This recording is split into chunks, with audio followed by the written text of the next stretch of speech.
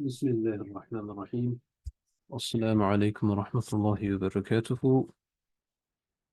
I want to spend some time putting together the principles of what we have learnt um, regarding how to learn Arabic using the divine names. First and foremost, the foundation of learning Arabic is to learn that microcosm of grammar, which I have spoken about many times, to master the declensions and the conjugations in exactly the way I have said that. So let's say that at this stage you have done that and are doing that. It's a continuous process of repetition. Next, having the understanding of how grammar works, the ability to look at a root and see how new words are derived from that.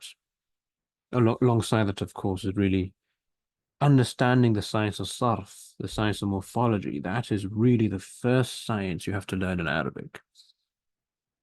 In fact, the very idea of sarf is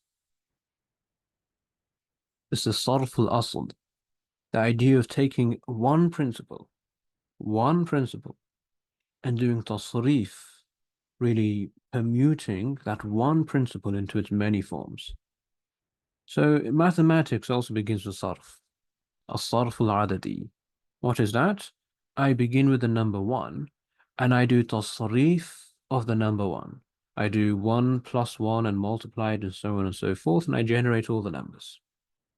So the science of sarf is this arithmetic, where I'm beginning with the one principle, the asl, the jidr, the root. Or even before that, truly you begin with the letter itself. And if you want to go one step further, you begin with the breath, the nafas. The nafas al-Rahman, the breath of God in this metaphysical idea is the aslul wujud, the root and the source of all of being. And the tasrif of this letter of the root is this kind of addition, this Arabic arithmetic by which new words are formed. Okay, so you are learning the mindscape. You are taking the declensional and conjugational paradigms and literally building that into your mind through utmost repetition all the time. You are beginning to inhabit this diagram. You're beginning to literally inhabit and embody the meanings of the pronouns and to see them wherever you go and to constantly be in the state of dhikr of the Arabic letters, of the Arabic words. You now have a wird, an actual practice of repeating these paradigms. Even as you might we should all take a wird of the Quran. You have a set portion you read every day. You have a wird of certain awrad and adhkar and tasbih and adiyah that you do every day. You should have a wird of sarf and nahu. You should literally have a wird where you are reading out these verb tables and noun tables every single day, at least twice a day. That is what you should be doing. You have that. You understand the sarf of the Arabic language, the arithmetic of how many things are derived from the one principle. Now, all of your learning of Arabic, which is to follow, is about learning principles and their derivations. And this is the most beautiful thing. What principles, what words should I learn? If I'm to learn the Arabic diagram, the mindscape, that is the lattice of every single possible permutation of the Arabic language. Every possible word, every possible sentence which can be spoken in this entire diagram, this lattice, this constellation of every possible infinite pattern which can ever exist. How am I to learn this diagram? How can I possibly inhabit this infinite matrix? How can I drink up this ocean which has no shore? By inhabiting, intuiting, literally imbibing the source words of the Arabic language, the source code which generates the language of Arabic, which itself is the source code which generates the universe. What are these utmost archetypal principles? They are, of course, the divine names. The most important words in the Arabic language to be learnt are the divine names. Thereupon you have the sarf, the tasrif, the mathematics of deriving meanings from the meanings of God, the ma'ani, which are the absolute archetypes of every existence. If you were to take anything in the cosmos and you were to understand this thing for what it is, like in science, right? We might break it down analytically into its component parts, into its atoms, to understand its molecular structure. And ultimately, we get down to the periodic table. We get down to the elements and the atoms, and thus understand how these simple building blocks are composing things in reality.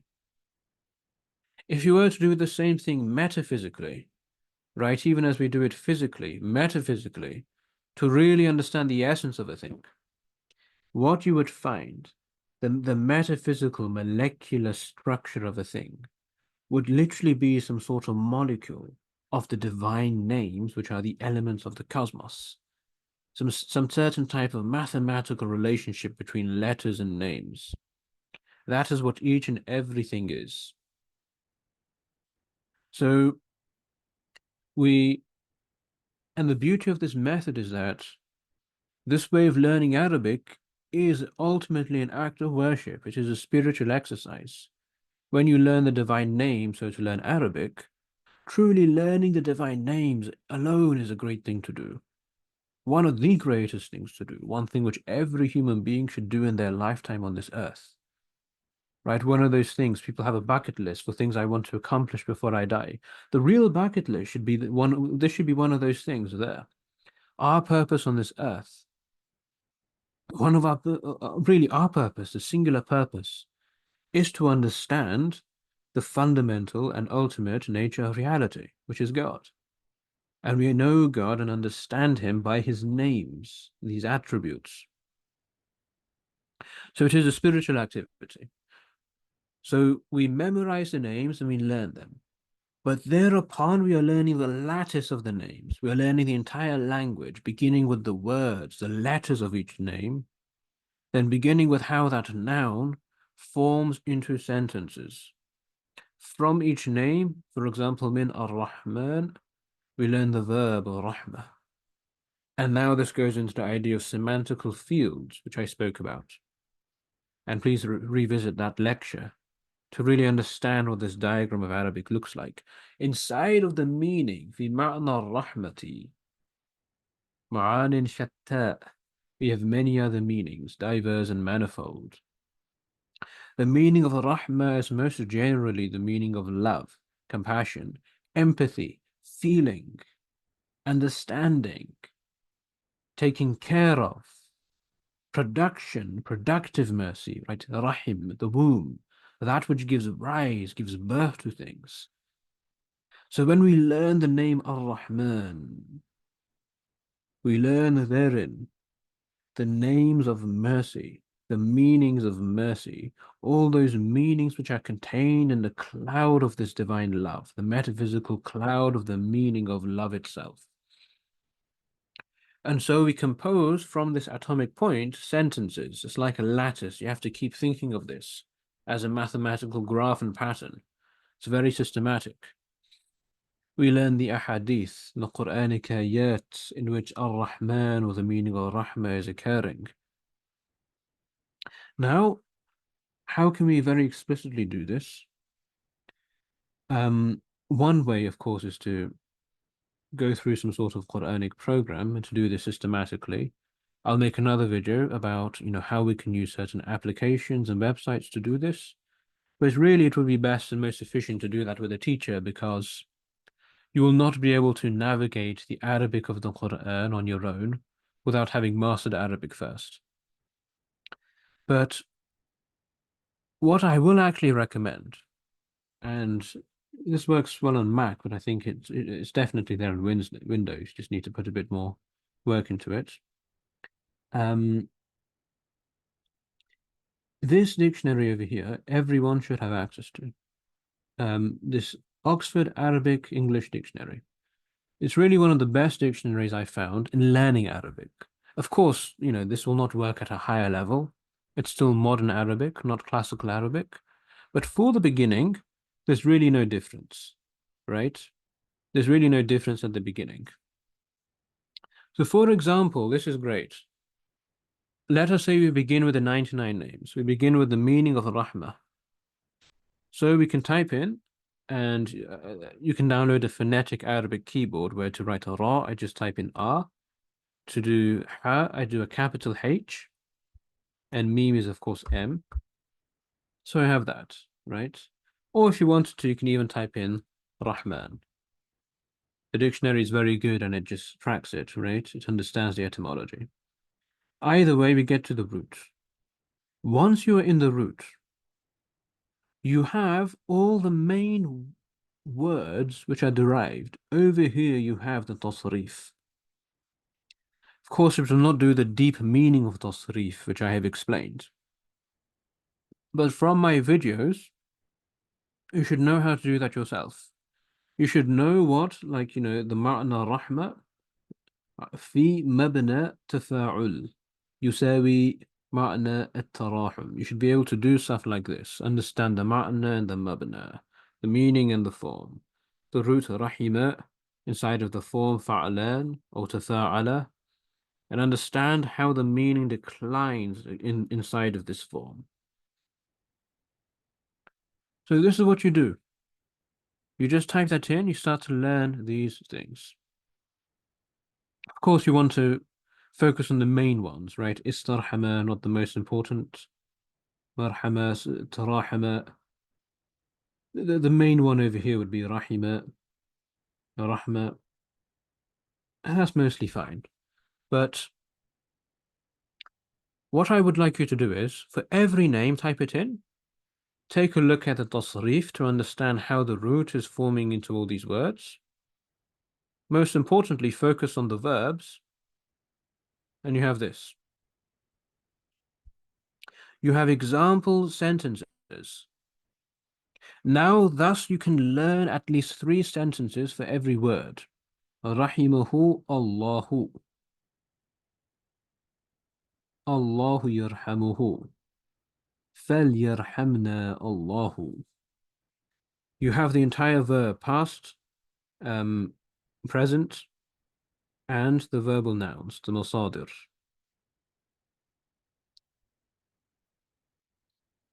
This is the easiest way you will have to learn Arabic. It's right there.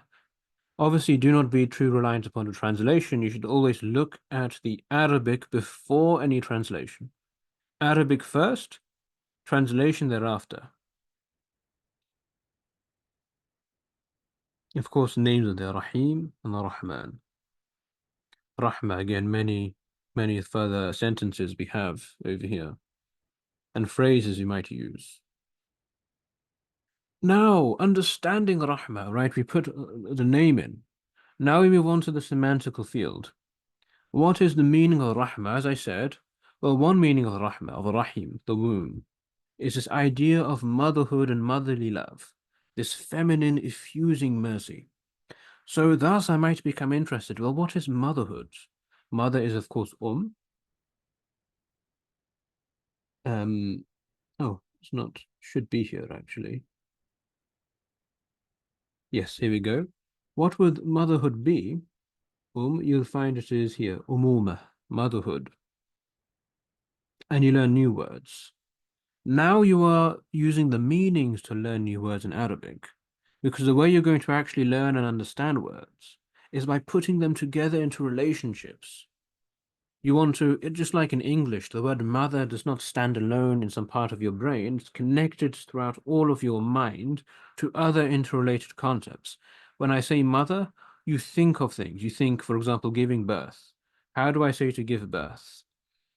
Right there, to give birth, waladat, wiladah. Okay, this is the meaning of wiladah, of ilad, tawallud, inside of the meaning of rahmah. And then you have this dictionary is very, very good because it gives you synonyms in Arabic for the Arabic words. For example, nasha'a, kawwana. This is what is really going to make the difference, in my experience. Learning Arabic words through other Arabic words. For example, let's say you find the word qadima. Qadima. Oh, it's not here actually, but for example, qadima is to come. At least you can click on to come, and it gives you, oh, well, just type in coming. You can find other related verbs like ata, ja'a, أقبل. So in summary, just play around with this dictionary and use this to build the lattice in the mindscape. This is one of the best resources that you have. Um, so to summarize, you learn the microcosm of the language, as I have explained. You start to learn and memorize the 99 names. For each name, you want to learn the related roots. From each root, you want to understand the tasrif, the Arabic mathematical derivation from the asl to its furu', from the one to the many. And thus you start to build the actual diagram of the Arabic language inside of yourself. Now, to go further, beyond just learning example sentences, right, of learning Rahimahu Allahu. Now, using your knowledge of Nahu and Sarf, you should be able to take this example sentence and produce new sentences. How do, if Rahimahu Allahu, so how do you say, for example, I had mercy upon her, right? Rahimtuha. This is purely from the tables which I have taught. If you understand the tables, you can do this. If you understand the Nahu, you can go further. What about, um, upon him, God had mercy. Or upon, let's say, upon the father, God had mercy. How do I say that? Well, the father, al-walid, what is the grammatical case going to be? Accusative, object of the verb, al-walida, rahima, Allahu, and so on and so forth. To now move into actual fluency in Arabic, to speak and think and write in Arabic. It is composition which is going to take you there, but that is the level after this. For now, what I would like you to do is to learn all the divine names, thereafter start to move into the words of the Quran. But actually, you'll have studied most of them in this way. With this basic grammar, with this basic lexicon, you are ready to truly dive into the ocean of the Arabic language. And what I'd recommend then, thereafter, is simply starting to learn Arabic in Arabic and taking actual Arabic courses. That is a summary of how to learn Arabic using the divine names. And we shall end this here. Assalamu alaikum wa rahmatullah.